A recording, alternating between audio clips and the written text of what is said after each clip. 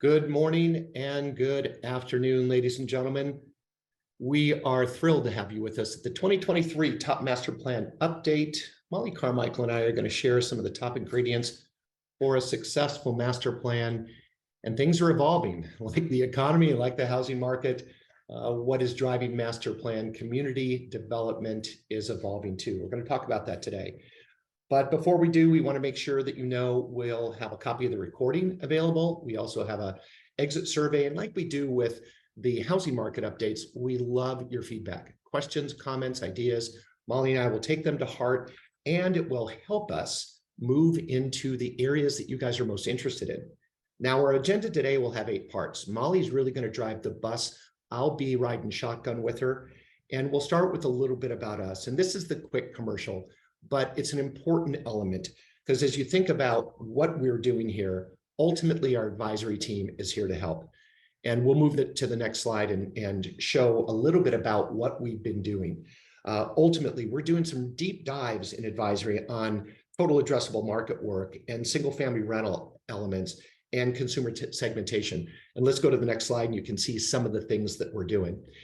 Also, wanted to make sure you knew that last year, we completed over 1,000 market studies in over 70 different markets. And that consumer segmentation expertise that Mollie will be showing you has been a big part of what we do. And also, we've got some upcoming events on the next slide that we want to share with you.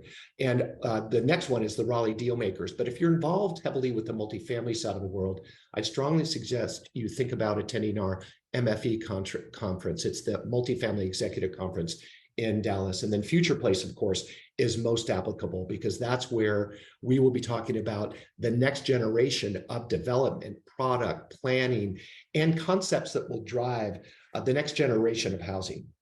And along those same lines, we are consistently creating more data, and we've got fast facts available for you. We now have market snapshots online. You can download one for free, go to your favorite market and get some fast facts about housing inventory, the forecasts, pricing, how things are changing.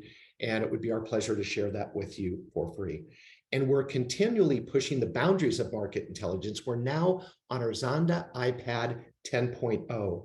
And the cool concept here is we now are covering some of the markets that we may not have the survey in subdivisions because they're smaller or they're outskirts markets, but we still have information on listings and closings and demographics and economic shifts. And now we're covering 774 CBSAs. And we've added 21,000 zip codes. That's important to note because we can go down to a zip code level. We can go down to a street level when we're doing analysis on your behalf. Now, in that same vein, we're embracing higher levels of technology. And a great example is Livable. And Livable is a new home listing service. The single most important thing to note is that it's free. But the concept here is that you can list homes and it will help our development clients and home building clients sell more and sell more quickly. And once again, it's free. So let's dive in. And it is with pleasure that I'm going to introduce to you Mollie Carmichael. I think all of you know Mollie, but allow me to share a few things about Mollie. She has been a friend and a cohort of mine for 25 years. She's a principal in our advisory team, but more than that, she's a mom. She's a mom of 3 wonderful boys and 3 dogs. And as she has shared with us just recently, she has 3 great boys and 1 great dog. Also, you're welcome, Mollie. Also, she is a thought leader in our product development segmentation efforts.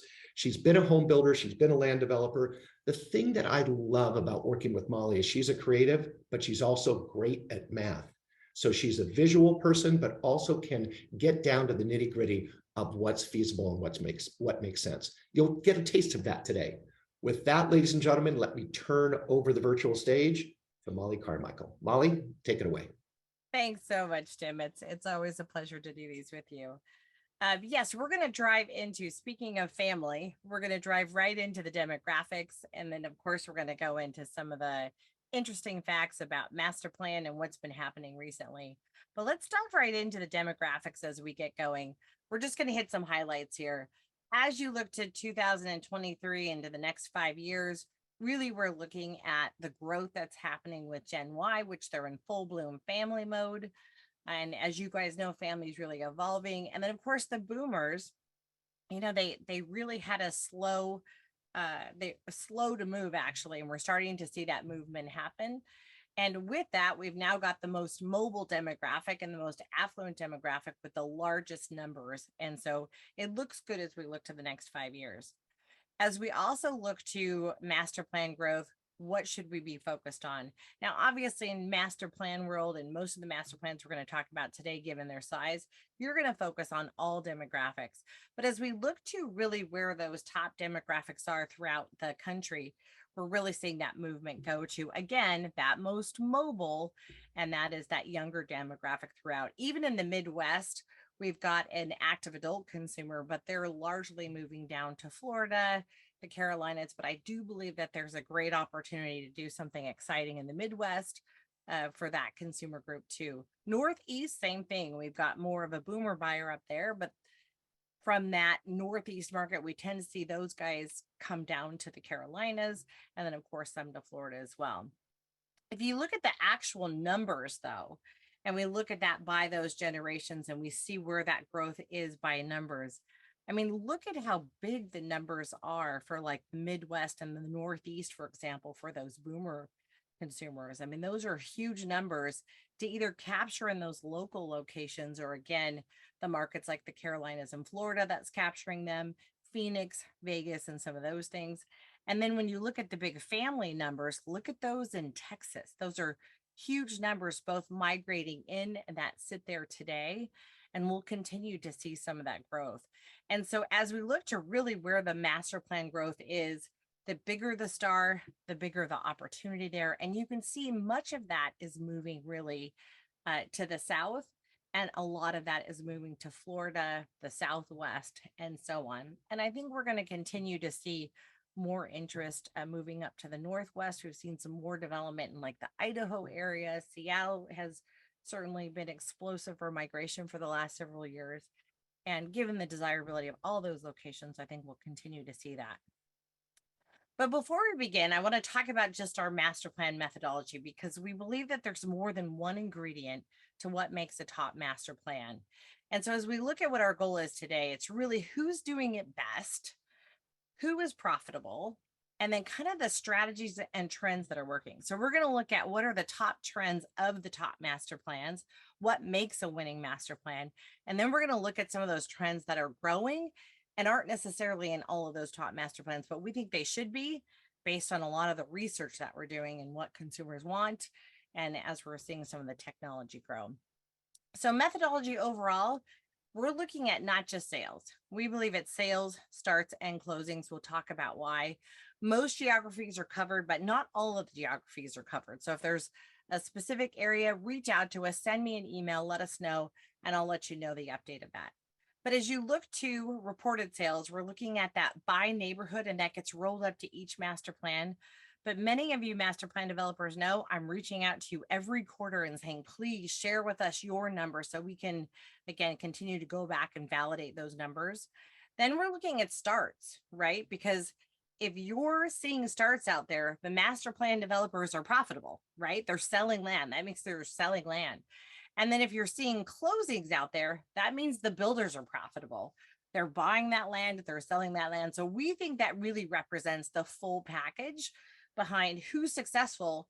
We're selling land, we're building homes, and they're closing those homes. That to us really defines what success is. We could do just sales, but when you really look at sales today, we've had such a diverse kind of response on sales. We're seeing, different categories there where things are selling, but starts aren't keeping up. And we'll talk a little bit about that, and you'll actually see how that looks, because it doesn't totally make sense. And we really believe that that measure, as we talked about, it starts and closings. And we not only collect that information via technology, satellite technology, and things like that, we also validate that further by even looking at deeds recording and things like that. So we really go the extra mile to make sure you got the most current data. And as I said, we're looking at how successful master plans are, not just for the developer, but also for the builder. And altogether, we think that really makes the top ranking master plan. So we're going to talk about both. And as we look at, we're going to first start with a benchmark. And the benchmark was, how did we end in 2022? And this really is the combination of those three categories: who made the top 25 at year end. And much of that we shared with you in our December closings, but these are the actual numbers. So as we look to the top 25 master plans, you can see those starting with the villages, going down to Lakewood Ranch. I'm going to zoom in here for you so you can actually see the top 10. But we had the villages, Lakewood Ranch, Summerlin, Cane Bay, Silverleaf, Ontario Ranch, Babcock, Epperson, Silverado, and On Top of the World. I really believed we actually would see the same numbers in the first quarter, and it's not the case. If you are the person who wants to see the numbers for sales, starts, and closings, here they are. You can actually see not only what the sales, starts, and closings are, but what the actual numbers were. And then we really blend that to get to an index, which gives us who those top performers are. The other thing I like to look at and benchmark against too is the sales relationship to starts. And so I'm going to show you this for 2022 as well. So which master plans actually had more sales than starts, or more starts than sales? And I know that that's a development strategy. Sometimes that can be very different, but master plans like Three Roots, extremely successful. This is the master plan in San Diego. The amenities were fantastic. Every industry exec I talked to, every person I talked to said, you have to see this master plan. It's fantastic. Things like 5 Points, the villages, they had more sales. It was really the biggest challenge was keeping up with the starts to keep up with the sales. And that is in fact what happened with those communities. Now, in some cases, we had just the opposite. As you all saw, there was some softness in some markets like Sacramento, and you can see Folsom Ranch as an example had actually more starts than sales. And so those are markets that I look at and go, ooh, is there some caution there? What's going on there?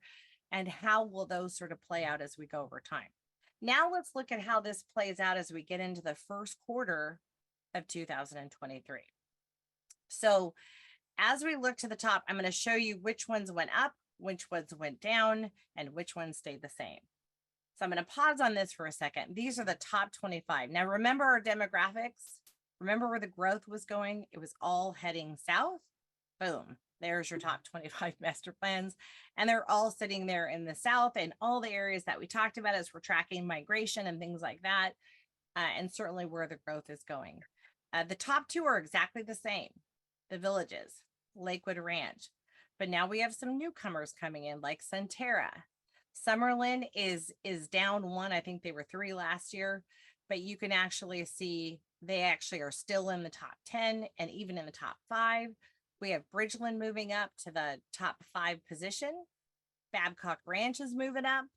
Silverleaf, Ave Maria, Marvita, and Great Park Neighborhoods made it to the top 10. Molly? So yes. Pause for a second on that, because, comparing this year to last year, it's fascinating to see that change. But just briefly take us back. If we go back to 2020, and then we think about how COVID impacted us and maybe any kind of snapback that's happening with COVID. Give us some color on the shifts that we've seen, maybe permanent and that have snapped back since that period of time. The things that happened through COVID is, true amenity changes that we've seen, things like work-live experiences, stay vacation opportunities. So for example, like Balmoral in Houston, a Crystal Lagoon, they sold over 800 homes during COVID. And with the Crystal Lagoon and frankly, the right price points, explosion. Now fast forward and we're trying to catch up with, frankly, that unmet demand.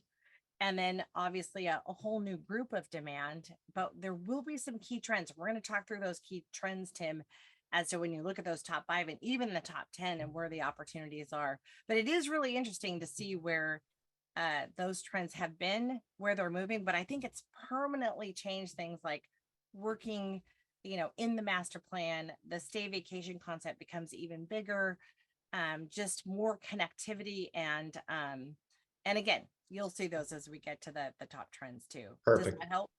Perfect. Yep, you bet. Thank you. And so how did they get there? So when we really look at this from a total sales perspective, the villages is almost 2 times the next closest master plan, and that's Lakewood Ranch. Now you'll also see their total households for this community are Total planned is over 170,000. So there's a scale thing here too. Lakewood Ranch, Centera, Ontario Ranch, you can see where the top sales are. But as we blend those together, we're going to talk about those top 5 and what got them there and what are some of the top trends to the top 10 and 25 and how that plays out. So as we get to 2023 Q1, let's look at the sales to start ratio. Now, remember the slide at the end of 2022? We had a lot more that actually had more starts than sales. Now we only have 2. Look at all of those that are selling faster than their starts. And I would tell you, and Tim, I know you and Allie have talked about this a lot. It's literally everybody expected the first quarter to be so much worse than it was. We've had a heck of a first quarter. Now moving into the second quarter, I can't tell you how many builders and developers I'm talking to that are now trying to catch up because they thought it would be a softer start to 2023 than it's actually been. So look at these numbers as it relates 20 to 563% more sales than starts. And you can see all in the southern markets where these master plans are. So now we're just going to hit high level those top. I'm going to look at those top 5 master plans before we dive into this. We're going to look at number 1, of course, is the villages. You can look at the population. There was significant change as we went from 2000 to 2010. And now look at the change in population just projected from 2010 to 2022 and 2022 to 2060. It will quadruple almost. As we look to the reasons why, it's lifestyle and amenities. They have a coastal environment, but it's also golf. Now, this is the most central location possible in Florida, but they brought the coast in, and it really does feel like it's coastal. They have over 50 golf courses. They have 3 central squares that have just really fun retail. They also have dancing and music every day at 3 p.m. It is age restricted. And literally, this is a quote from some of the focus groups I've done with this group. They literally describe it as Disneyland for adults. I had one woman say, my grandkids come to visit. They don't want to go to Disney World. They want to stay here. And when you visit, you'll actually see why. It's pretty amazing. So these are all of sort of the groups and clubs and activities that go on there.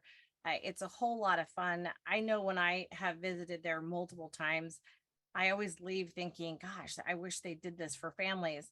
Well, today, I'm 55. I mean, I could move there today. So it sort of makes me smile that I'm now this demographic, and it looks hipper and cooler every time I go.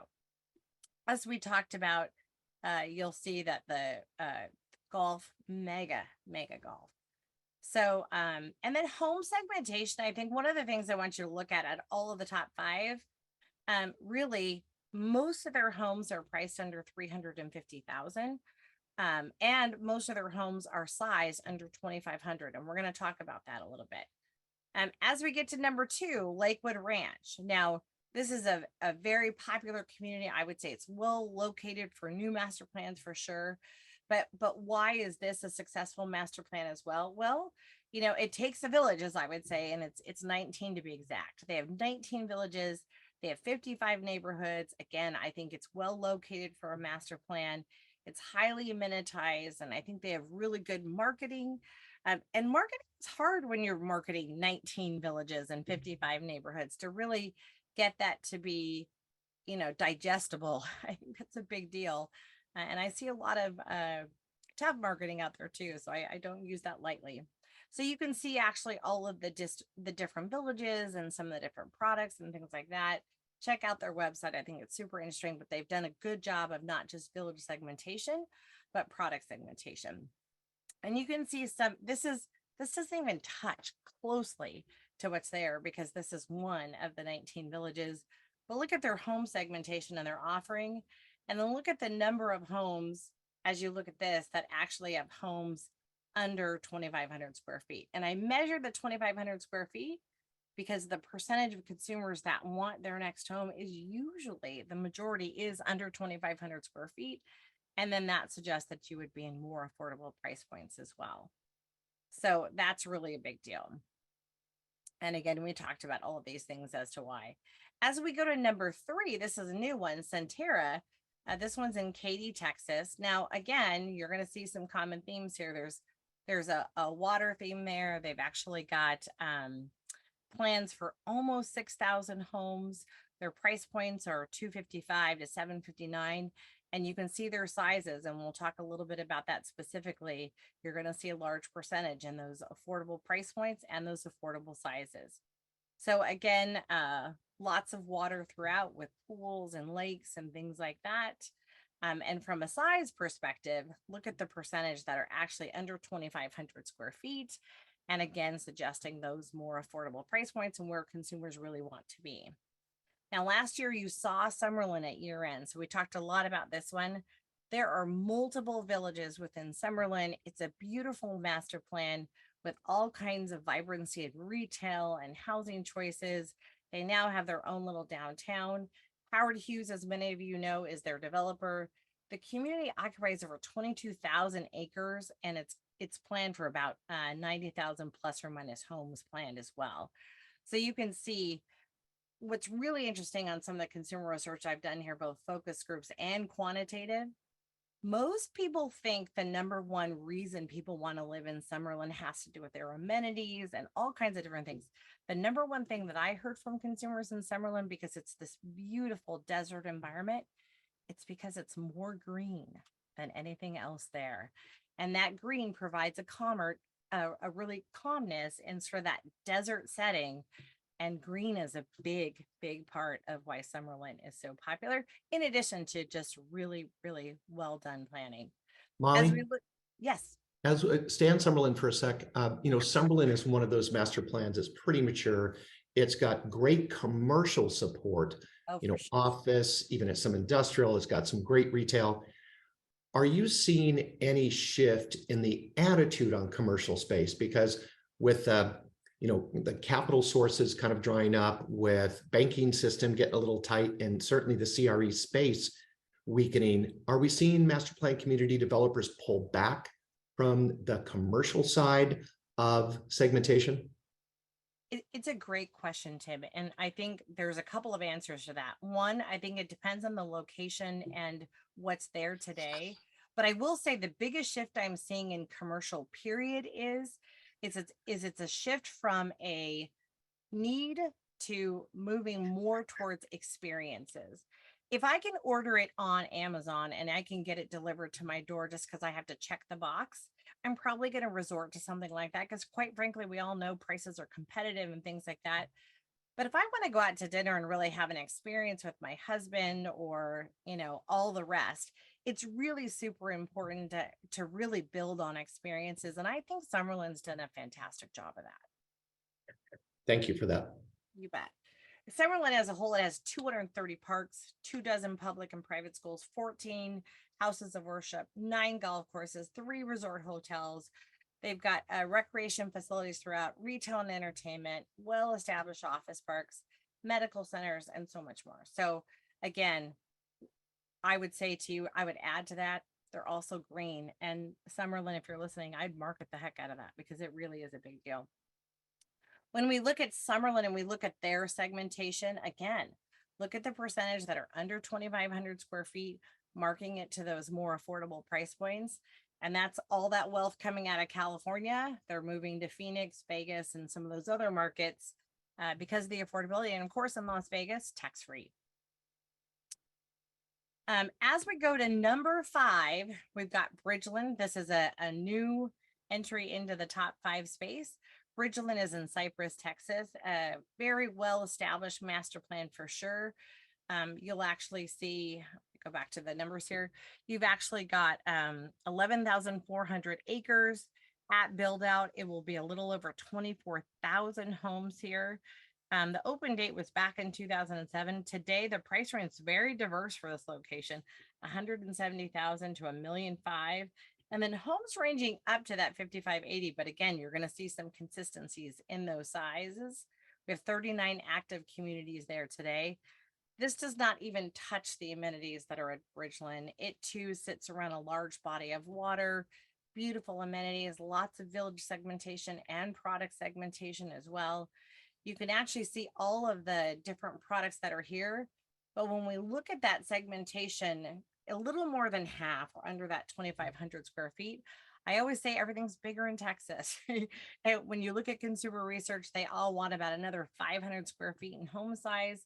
And historically, they've been able to afford that, but prices are getting tighter. Look at these numbers in Texas going up to, well over that $1 million price point in some cases. They're going to be looking for much more segmentation like the townhomes you can see in the upper handed right, where we think of them more for, the single family detached or big estate stuff that you see in the bottom right as well. So now we're going to talk about the top 6 trends for 2023. When I look at those top winning master plans in the first quarter, what were the key trends that we saw? And then I'm going to talk about the top 8 growing trends for winning master plans as well. And we'll look at that as well. So really, number one, we're going to look at it's water. This is amazing when you look at this. So if you look at those top 10, that's all of the ones that have water. The only one that didn't have it is Great Park Neighborhoods. And that could be an opportunity for them if they didn't have Wild Rivers as part of their master plan. So they really get a star too if you count Wild Rivers. Now that's a pay to play at Wild Rivers, but I don't think you could have cooler water. You've got the Villages who basically brought the coast to the center of Florida, making it feel like it's sitting on the coast. And it does. I mean, even the coastal setting that they have in their villages, it's very, very cute. And then of course you have crystal lagoons. Now, Tim, I know you did a big study on this. Currently, there are 220 crystal lagoons under development. Balmoral, in the height of COVID, drove over 800 sales, as we talked about earlier, with their 8-acre crystal lagoon. But this is changing the value of some of these more inland distant locations and giving people a reason to move. But most importantly, with features like this and what the Villages did and so many other master plans have done, is it allows you to push your density. It allows you to bring product types that, if you're a local consultant, you're probably telling them there's no way you'll ever be able to do this kind of density. But I'm telling you, when you bring these kinds of features in, all bets are off, and you are changing the way and the kind of density and profitability you can get around these massive bodies of water. Mollie, I couldn't agree with you more about water changing things. And we had a question from John that really related to the Villages, but also any of the master plans with golf courses. With golf course, at least golf course development kind of in the decline, do you see that as a threat for the communities that might not have water as their main feature, but have golf as their main feature? Well, so this is really interesting. So it's a great question, John. So water has been kind of the new golf. It's sort of replaced where we used to have communities that were replaced with golf so often. Now we're actually seeing so little golf out there that it's the economics with golf that are the biggest challenge. It's not just, watering the golf courses and things like that used to get a lot of challenges, but it's really the cost to subsidize golf. It's a lot more expensive. So water versus golf, believe it or not, water's not that intense to manage. Now there's a whole different thing with crystal lagoons that I won't get into, but golf specifically, most golf course communities, the biggest challenge developers have is subsidizing golf. But golf is trending back in, particularly with Gen Y and Gen Z. And that's another COVID trend, Tim, to your earlier question, where golf became cool again and for a younger generation. Right on. Thank you. Good question. So trend number 2, scale matters. All but one of our MPCs are over 2,500 homes, and Miraval, as you guys saw, that was the one that is just under that, but you kind of have to get that scale when you compare it. We looked at all the active master plans out there, and 45% of the MPCs out there actually have more than 2,500 homes, as you can actually see on this next slide. And then you can see there is about 1 in 4 of those master plans that are in the smaller scale, and we're going to cover master plans in that more mid-size range in our next quarterly webinar. The one key thing I want to say with scale is that allows you, like with Summerlin, it allows you to get a lot of those kind of diverse, cool places that everybody wants to have.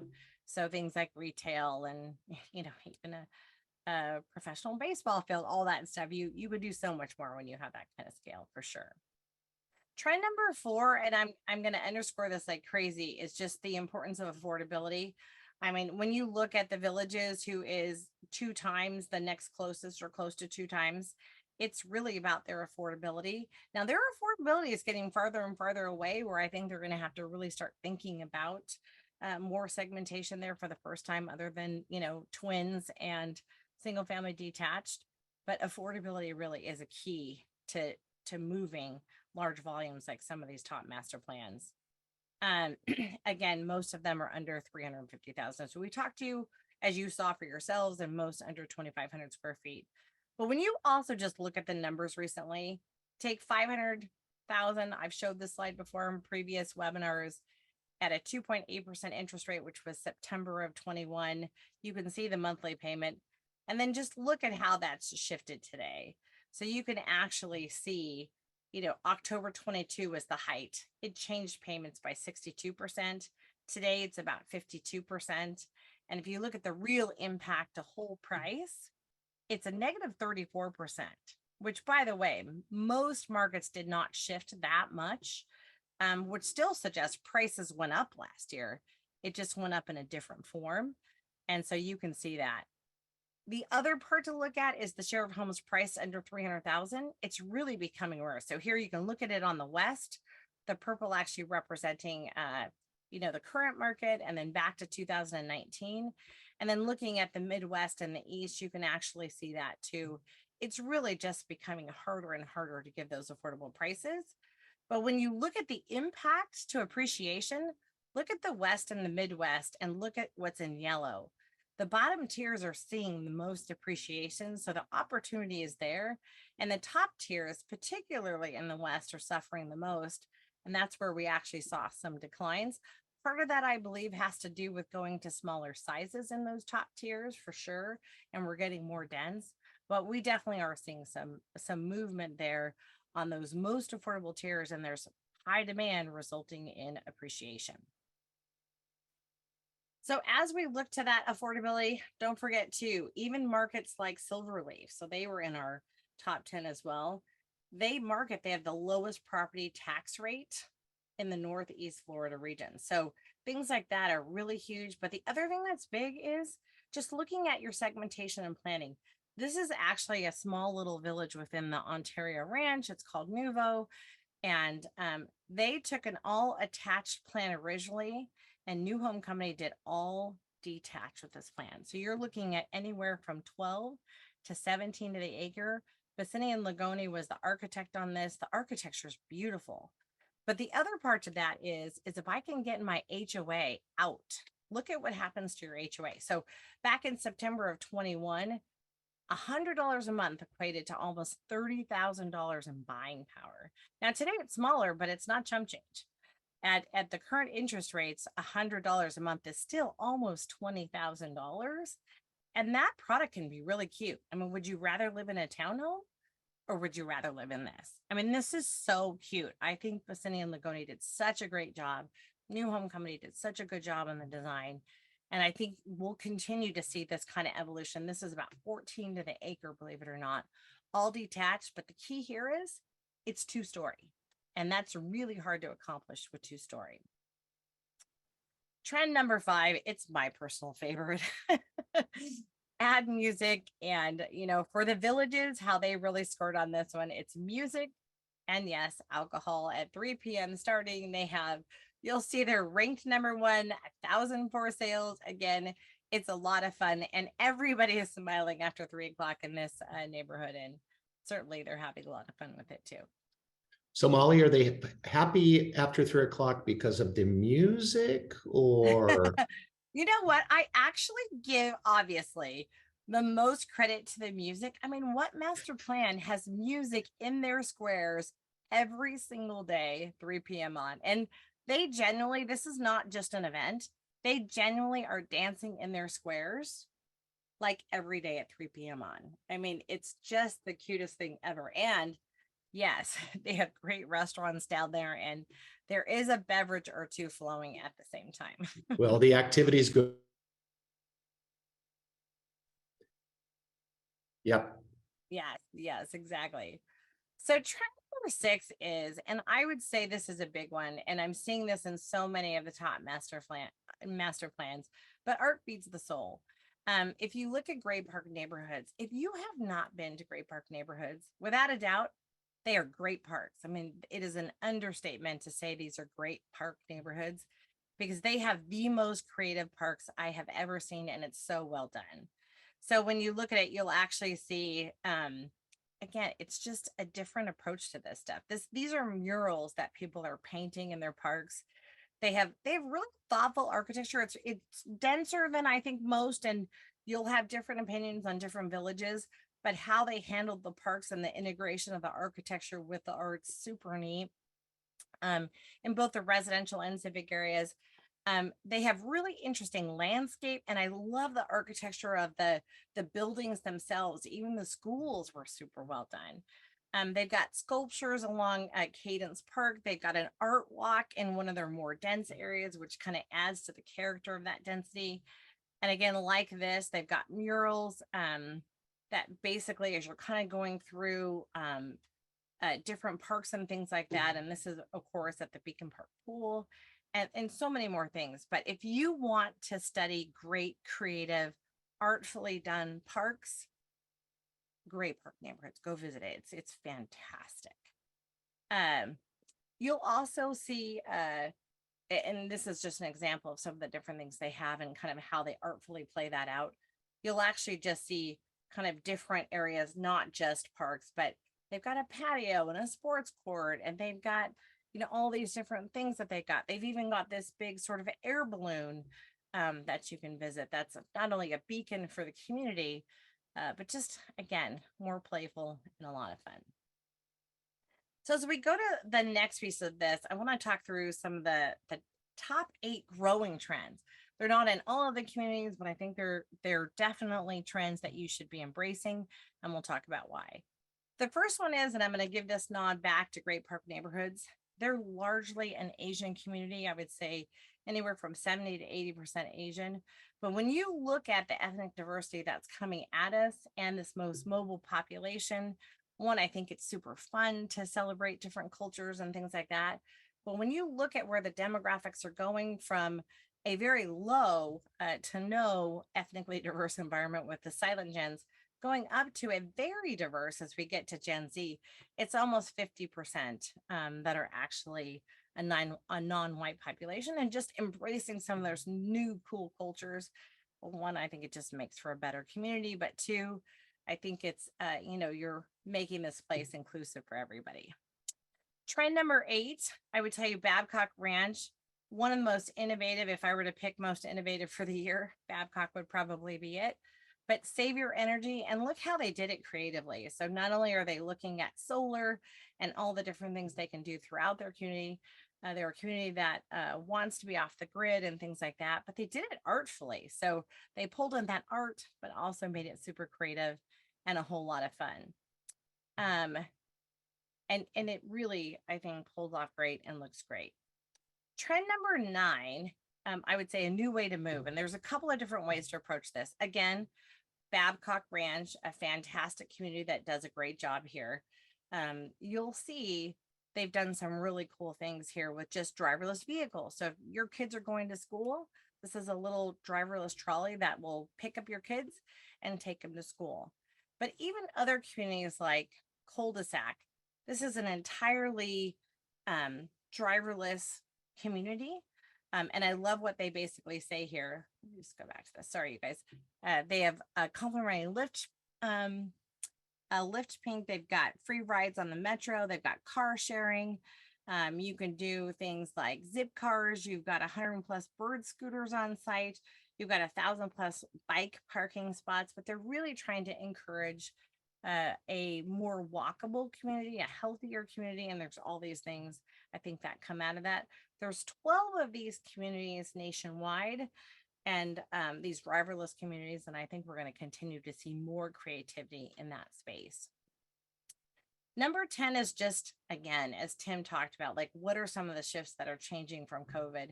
And just, we have so many people actually working out of their home, but not necessarily wanting to stay inside their home, just to walk out the front door, grab a cup of coffee, go to the community center and have some, interaction with other people, but still getting some work done in a fresh environment without being on the road for 45 minutes. Because many of these master plans aren't 10 minutes away from the employment centers. This is a great solution. Babcock Ranch has done this. Pecan Square is doing this. I'm seeing so much of this getting integrated in. And again, very popular, I think, among some of these newer master plans. Trend 11, this is a logical one. You can call it active adult, but I'm calling it multi-generational living and sort of just planning for family redefined. I didn't want to go into, I could do an entire webinar on how family is really changing, but I love what Rancho Mission Viejo has actually done with sort of the integration of active adult age restricted, but also just kind of thinking about family differently with different product segmentation, different amenities, and all kinds of things. But they have Gavilon, which is their 55 plus. They integrate that in with the conventional neighborhoods, and you can actually see those play out with rec amenities for active adult only sitting right next to the family rec amenity, and allowing that active adult person to bring their kids over to the family amenity, and then of course still having the privacy of their own neighborhood facility as well. So Molly, a little color on this too. My in-laws live in Gavilan, and they love the element you just pointed out, where it's multi-generational. It is a 55 plus segment that they live in, but it just feels like a quote unquote normal neighborhood to them. They get to walk, they get to hang out, they can go to the central facility, but it really works for them. So focus group of one is backing your play on this. They love it. Well, and here's what's really funny. So I've been studying that demographic for about 30 years, Tim. And what's really funny, when you're in your 20s or 30s, you're like, I will never live in an active adult community.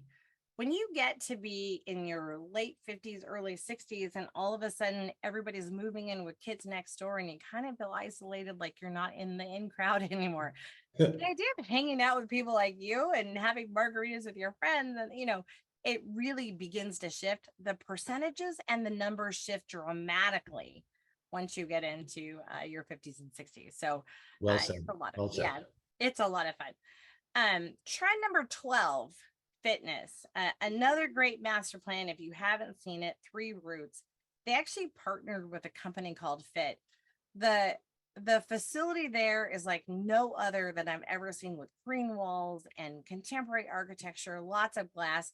But it's a lifestyle thing. I mean, they have really neat food applications. They've got like a grab and go store and all these things that support wellness and fitness and just living a great life. And Tim, I know you looked at this. I know so many people who really looked at this community as a leader in doing things different, and it's beautiful. Let's go to trend number 13. We're getting close to the end here. Trend number 13 is just, I would say, multi-use, multi-purpose club space.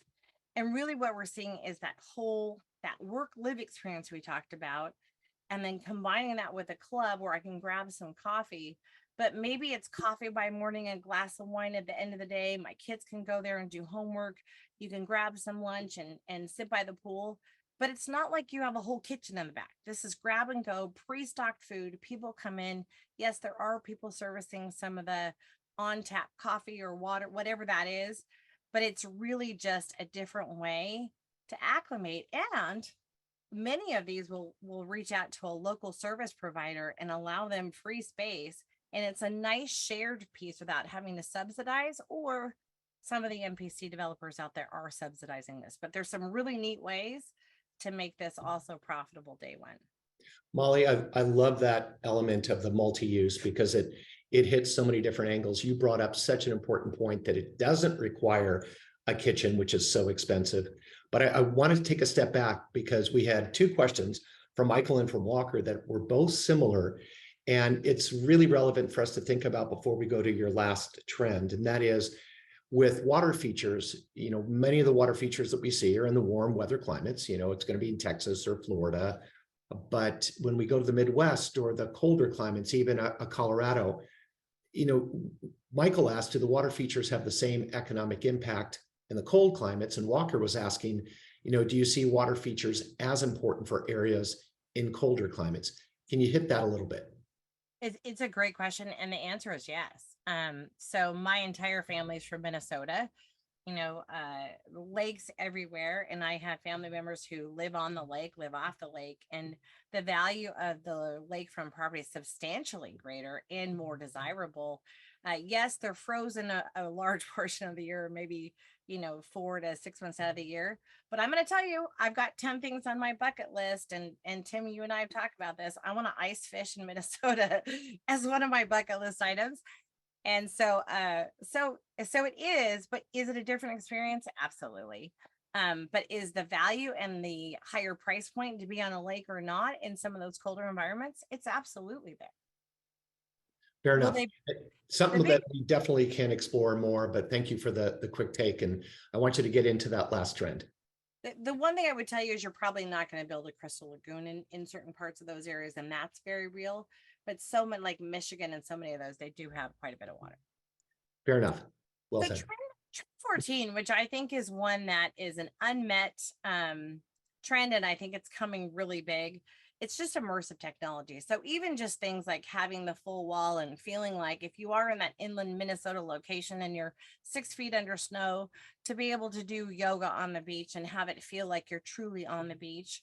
It's there, and the technology is there. I'm going to show you a master plan that's actually being developed in Saudi Arabia. This is real. The fund is already out there. It's been out there for 4 months.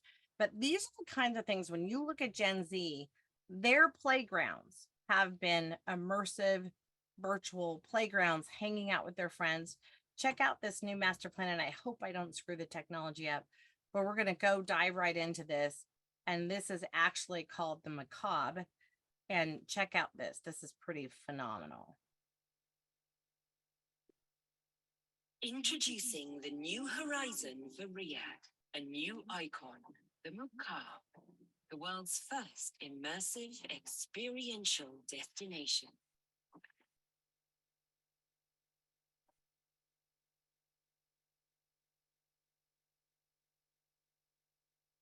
The gateway to another world. Step inside and it's unlike anything you've ever seen. At a scale that's unprecedented, big enough to hold 20 Empire State Buildings, where you and those around you enter new reality, transporting our wonder and magical worlds of the next, where your retail experience is completely reimagined and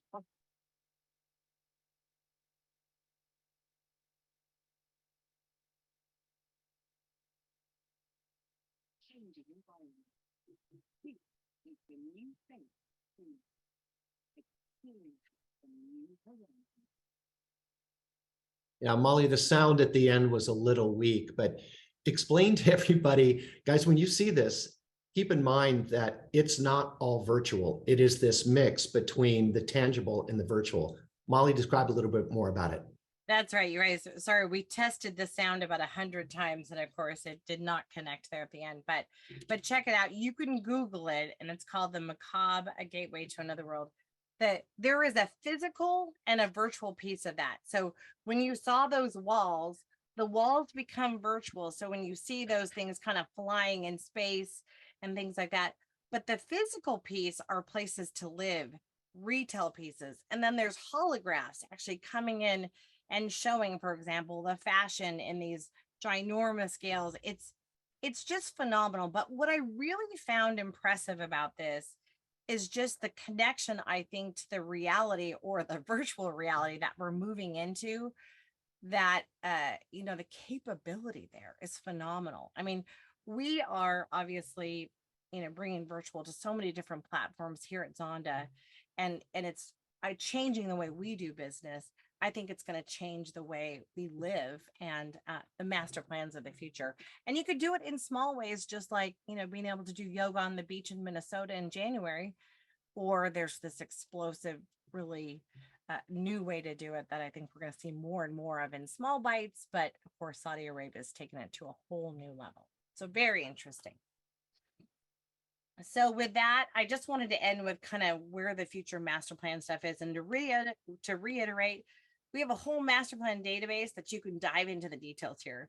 So when you look at where are all the upcoming master plans coming, Arizona #1, Texas #2, California, Colorado, Florida. But again, you can dive into all of this and check out our master plan database. You can even see those top master plans by region and see who those top developers are. You can really see so many of oh, sorry about that, you guys. I went a little bit too fast. You can actually see what those look like in those different areas and how those rank. But also, most importantly, we want you to join us for the next group of master plan webinars. So we want to do this quarterly for you. And then we also have the one event, as Tim mentioned. So please join us for our master plan event and webinars each quarter. I also would love to hear from you. Tim would love to hear from you too. Like, what do you want to hear about as you guys are planning for your next master plans, and what are the big topics? These are some of the topics we have come up with. Of course, the very first one in October. If you don't know about it, it's the coolest master plan event of the year. It's going to be in Tampa this year. It's in October. Check it up on zondahome.com. Go to Zonda events and you'll see it there. The quarterly webinars, I've got the second quarter update. We're going to do the top, small, and mid-sized NPCs. The third quarter update, we're going to talk about the top active adult NPCs and what are their winning characteristics. Then, of course, we're going to do year end. Who won it for 2023? We will focus on sales, but also our proprietary blend as well. And then we're going to talk about not only the top selling or our blended piece, but the most innovative NPCs for 2023. Then moving into the first and second quarters, we're going to hit top amenity preferences. That'll come from our community master plan survey. And then moving into the second quarter, the top NPCs by region. Is it different in Vegas and California than it might be in Florida or the Carolinas or going up to some of these other locations? And I always like to focus on what are the opportunities that really are not being missed or that are not being met. So that is it. We are at, we've got about 8 minutes left. If anybody else has any questions, we'd love to hear from you. We do have a couple of other things just to touch with you. Don't forget, if you want to be involved as a master plan developer, I don't know how you make these $1 million decisions without understanding what consumers will pay for. Call me. We'd love to have you involved in that survey. It's 100% complimentary. Really, if you need us as a resource, we just think we're smarter for having this information to help you out. That's why we do it. The next piece is, don't forget to come to the new PCBC. It's in Anaheim. It's May 24th to the 25th. As an example, that Nouveau master plan with the 14 to 18 of the acre single family detached, there's a whole case study on that from the architect, from the developer, on how that came about, lessons learned. Join us. It's really going to be great. That's just one of hundreds of programs that will be shown there. We also have a rental housing outlook that's coming out. Learn everything you want to know about build for rent. We're going to consistently be bringing you the most information. We have a huge database that we've been collecting forever to really make sure you're in the know and that we're providing you the information that you need to stay out front. I call build for rents like the new shiny object in our industry. You have to be ahead of it. So with that, I'll conclude with, again, a big thank you. Subscribe to our emails. Make sure you know about our upcoming webinars. You can see all the ways that you can get a hold of us, or of course, get a hold of Tim or I. And I would just end with 5 minutes left. If you guys have any questions, please throw them out now. If not, we appreciate you joining. Mal, before you go, a couple quick questions. Sydney, you've got a question about the size of a community for Lagoon. Reach out to me separately. I will help you with that. We are currently working on some things like Mollie made reference to, and I will go to the source and find that exact number for you. So reach out to me at tsullivan@zondahome.com and I'll get you that answer. So we will call it a day. Thank you for the questions. And I want to throw one last thing in. John Norman, I appreciate your comment. He said, warning, don't let the public art process determine the pieces to be deployed in your master plan. Thanks for that, John. Thanks, everybody. We appreciate you being here. And Molly and I appreciate your time. Guys, don't hesitate to reach out separately. We're here for you in Sydney. If you reach out, I'll get you that number. Thanks, everybody. We'll talk soon and tune in next time. Take care. Bye-bye.